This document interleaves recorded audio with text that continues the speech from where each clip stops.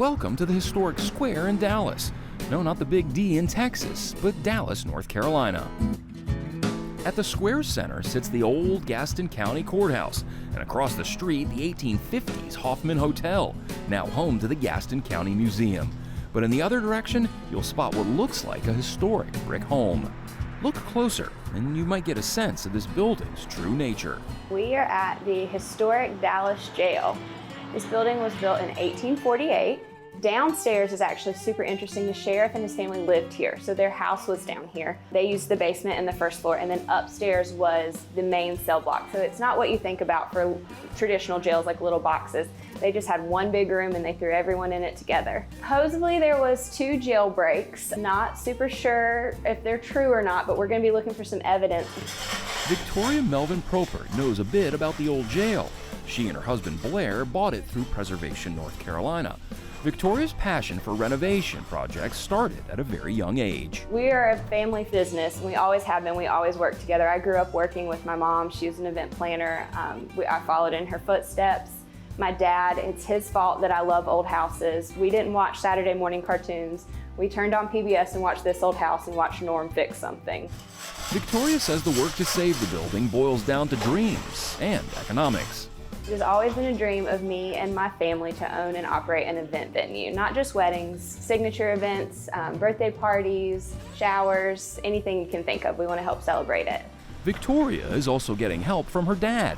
Meet James Melvin. It'll be awesome, I think. We're going to bring a lot of business downtown. Dallas is booming. A lot of business is coming. There's new manufacturing coming into the Gaston County area, so it's growing rapidly. The old jail served the community until 1911. In the decades after it closed, others tried to repurpose the building. There was a restaurant with a basement bar and even a store. Eventually, though, the Gaston County Museum acquired the building with the intent of giving tours. But with expensive repairs and other improvements needed to open the building to the public, museum officials instead decided to put it up for sale. And Preservation stepped in to help find the perfect buyer for them. Perfect buyers with a sense of adventure, blended with a respect for the history. This building is definitely full of projects, but nothing that's not fixable. We really can't wait to comb through the building inch by inch and make every little correction perfect and historically accurate with lime plasters. All the lath is going to stay, all the exposed brick is staying. We're going to have the moldings redone to be exactly what they should be and what they were originally. She says PNC placed several layers of protection on the roughly 5,000 square foot jail.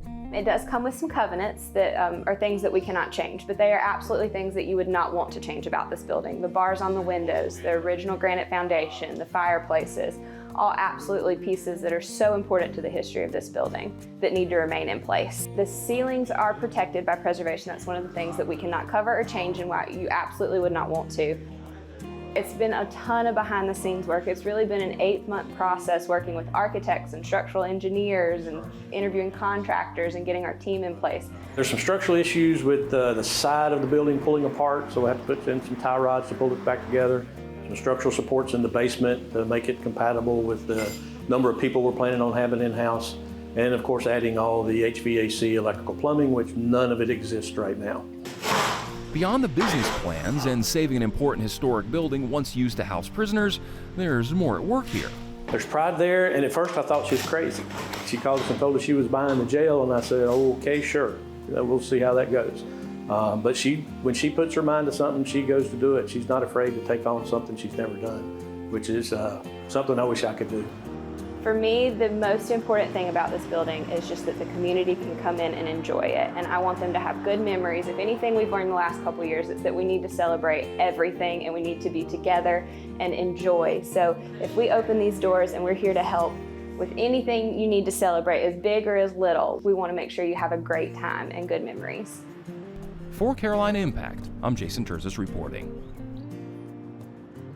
We hope you enjoyed the story. If you don't want to miss any more great stories about the Charlotte region, please subscribe to our YouTube channel.